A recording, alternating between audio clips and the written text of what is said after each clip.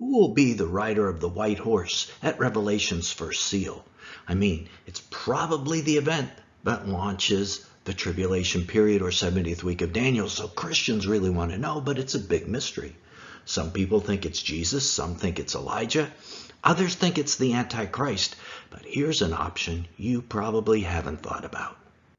Is the Islamic Mahdi, the Messiah of Islam, the rider of the white horse in Revelation's first seal? Because, believe it or not, Muslims say that he is.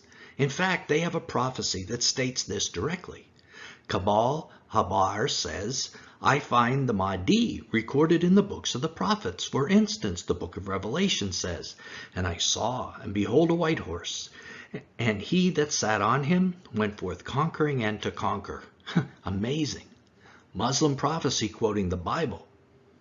And because of this, powerful leaders in Islam have kept a white horse handy, so just in case they have the opportunity to be the Mahdi or, Islamic Messiah, they want to be ready.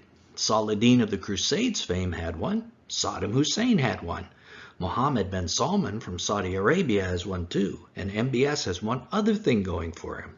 He has the right name. Muhammad said the name of the Mahdi will be Muhammad, his name. But first, who is this Mahdi? Islam has a tradition that the Mahdi, the Redeemer of Islam, will come as a ruler or caliph of the whole world. The arrival of Mahdi will coincide with the arrival of someone they call Isa, who they believe is the historic Jesus, the Christian Messiah, except they believe Isa will declare himself to be a Muslim and will subjugate himself and act as the Mahdi's assistant. So, in their view, the Muslim Jesus is just the second fiddle. And together, these two will rule the world and kill Christians and Jews who refuse to convert to Islam. Will this coming of the Mahdi mark the breaking of the first and second seals of Revelation? That's our theory, so maybe. This is Last Days Breaking News with Nelson Walters, and we're discussing all of that today.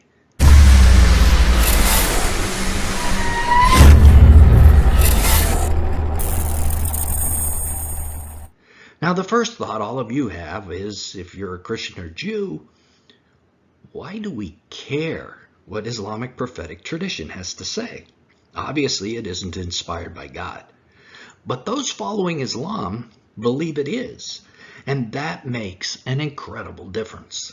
They will do everything in their power to make these prophecies come true.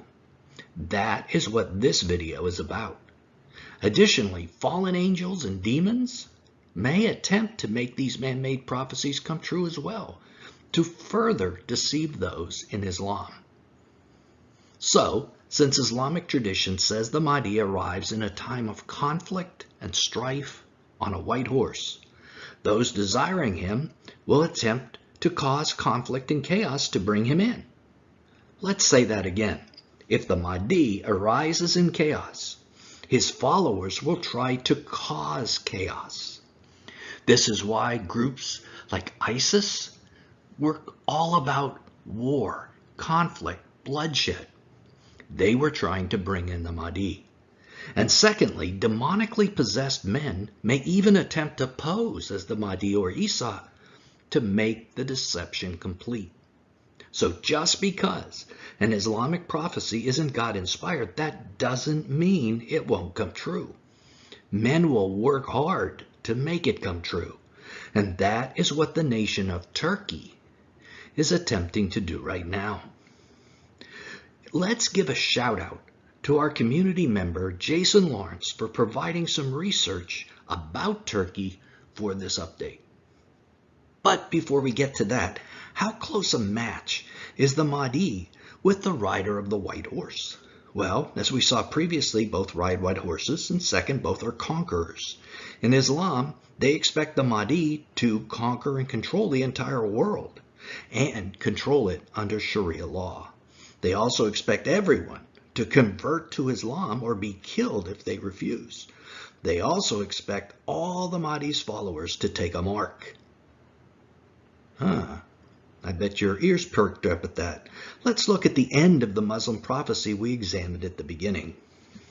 Kabal Ahbar says, I find the Mahdi recorded in the books of the prophets. For instance, the book of Revelation says, and I saw and behold a white horse. He that sat on him went forth conquering and to conquer. We've seen that part. Here's the rest of it.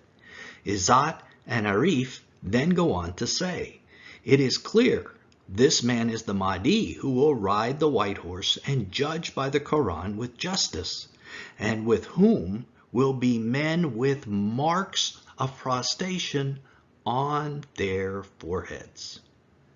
Is this mark of prostration the mark of the beast? It's on a forehead. It certainly sounds like it could be. So at this point, I bet you're starting to think, wow, this guy, the Mahdi, sounds a lot like the Antichrist. There are many, if not a majority of Christians who believe the rider of the white horse is the Antichrist, and many of those other Islamic beliefs fit with this as well. A man who considers himself a Messiah, a man who kills everyone who doesn't worship his way, a man who has followers who have a mark on their foreheads. And this isn't what Christians are saying. Remember, this is what the Islamic traditions are saying about this man. So let's hold on to that theory at least loosely as we continue this video. But regardless of whether he is the Antichrist, or will be the Antichrist, it's fair to say that the coming of the Mahdi is to the majority of Muslims what the return of Jesus is to Christians. While Christians await the return of Jesus to fulfill all of God's prophetic promises, the people of Islam await the appearance of the Mahdi to fulfill those same purposes. What would you do to hasten the return of Jesus? Muslims think the same way about bringing about the return of the man they call Al-Mahdi. So we should take seriously a recent article by Walid Shobat, whose father was a Palestinian terrorist who eventually converted to Christianity. Walid is a Christian. His recent report outlines preparations by Turkey to create a pan-Islamic military to carry out anti-Christian, anti-Jewish genocide in order to bring about the chaotic world that ushers in the Mahdi, what they consider the Islamic Messianic era. Shobat described how a former Turkish brigadier general, Adnan Tanriverdi, has established an organization called Sadat for the purpose of bringing about the Mahdi by carrying out a genocide of Christians and Jews. As we mentioned previously, Muslims believe the Mahdi appears during a time of worldwide chaos, and during that time they believe everyone will convert to Islam. In fact, in one of the Islamic prophecies in the Hadiths, one of Muhammad's wives stated that when the Mahdi arrives, non-Muslims will all convert. According to Shia Islam, the Mahdi will be preceded by an era in which 2/3 of the world's population is going to die. 1/3 by plague, 1/3 by war. This is another Islamic prophecy that has echoes in the Holy Bible. The 2/3 number is found in Zechariah 13:8. God says 2/3 of those in Israel will die during the 70th week of Daniel. And in Revelation 6:7-8, the green horseman is given authority to kill 1/4 of the earth's population. And at the 6th trumpet in Revelation 9, God's 200 million angels kill an additional 1/3 of the earth's population with fire and brimstone. Did the writers of the Hadiths know these true prophecies first before they wrote their own and copied the ideas? It's really very likely. But the real takeaway is that devout, and in this case misguided Muslims, may try to fulfill these things, including the death of 2/3 of the world's population. This is the part that makes the Iranian nuclear program so scary. Shobat's article details the activities of this Tanriverdi and his organization. Tanriverdi was appointed as Turkey's chief military advisor after the attempted coup of 2016, but he eventually stepped down back in 2020 after claiming that his organization's mission to, quote, prepare the ground for the coming of the Mahdi, end of quote, was more important. Tanriverdi's website states it, quote, aims at establishing the cooperation among the Islamic countries in the sense of military and defense industries in order to assist the Islamic world to take the rank it deserves among the super global powers as a self-sufficient power. In other words, they desire a pan-Islamic army to be as strong as the USA's, China's, or Russia's. In this previous video, we discussed how Turkey has been trying to reconstruct the Ottoman Empire and build an army from those nations. 2023 is going to mark the 100th anniversary of the breakup of that empire, which spanned most of the Middle East, and Turkey has expressed a desire to rebuild it in that year, in 2023. Those Middle Eastern and North African nations include Syria, Iraq, Iran, Sudan, and Libya, which interestingly are the same nations of the Ezekiel 38 Gog of Magog alliance. Turkey is unknowingly trying to build the Bible's Gog-Magog alliance. Sadat is already in all these nations right now, actively training Islamic elements who adhere to a fundamentalist ideology. Let's look at that Ezekiel 38 alliance and see how these nations fit into it. I will turn you around, put hooks in your jaw, and bring you out with your whole army, your horses, your horsemen, fully armed, and a great horde, with large and small shields, all of them brandishing their swords. Persia, which is Iran, Cush, which is Sudan, and Put, which is Libya, will be with them, all with shields and helmets. Also Gomer, which may be Azerbaijan, with all its troops, and Beth Togarmah from the far north, which may be the stand countries of Uzbekistan and Turkmenistan, with all its troops, the many nations with you. Sadat is also reaching out to other nations to join this Middle Eastern army. Ali Khosar, a retired colonel, praised the Taliban as, quote, members of a resistance movement that fought against colonial America for 20 years to take over the government and establish a state that practices Sharia. Turkey is actively trying to become Afghanistan's ally and fold them into this army.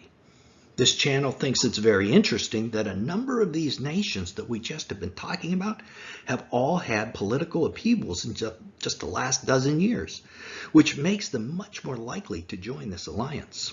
President Obama unseated the government in Libya. President Bush unseated the government in Iraq. Syria has had a civil war since the Obama administration. Sudan just underwent a military coup this week. And no one needs to be told about the disastrous withdrawal from Afghanistan. This amount of political turmoil cannot be coincidence, in our opinion. These nations are being set up to follow a charismatic leader, the Mahdi. Turkey also allies with Pakistan, who has nuclear weapons, and the two nations participate in mutual military exercises every year. In combination, the armies of all these nations we've been talking about would make this pan-Islamic army the second largest in the world, second only to China. Yes, let me say that again as well. It would be larger than the USA's army, and potentially, if equipped by China in a weapons for oil swap, it may be equal to the USA in technology. A frightening possibility. So if you've been thinking there's like no way some small nation like Turkey could ever beat the USA or Europe, hey, think again. The target of those armies is pretty clear. It's the same target mentioned in Ezekiel 38, the city of Jerusalem. Islamic prophecy also speaks of this target. If you see the black banners coming from Khorasan, which is Afghanistan and northwest Iran, by the way, join that army. Even if you have to crawl over ice, no power will be able to stop them, and they will finally reach Beitul Maqdis, which is Jerusalem, where they will erect their flags. So this entire effort has an end-time focus, the invasion of Jerusalem at the midpoint of a 70th week. Muslims also believe it is at the time of the black flags that the Mahdi will emerge. He will join them and lead them into Jerusalem, which will become his capital city.